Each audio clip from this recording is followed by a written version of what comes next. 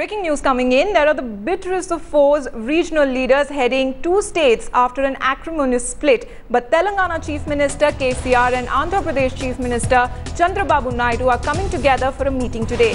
While that should ideally not make news, but what is more interesting about this hour-long meeting at noon is that it's been fixed by the governor of the two states.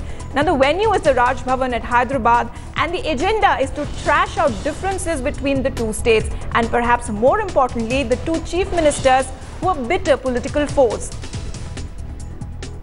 For more on that, editor South T. Sudhir now joins me. Sudhir, do you think that this will help in breaking the ice between the two warring politicians?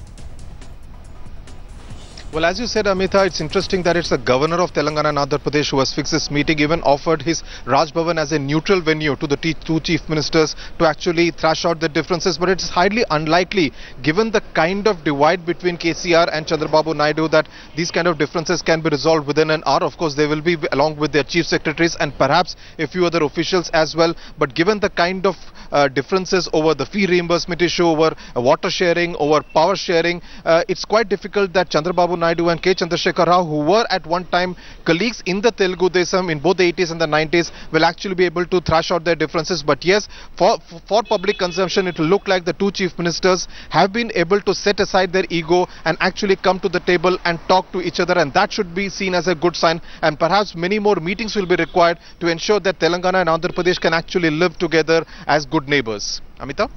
Right, thank you very much, T.S. Sudhir, for getting us that update where KCR and Chandrababu Naidu are likely to meet at noon today to break the ice among the two big states of India.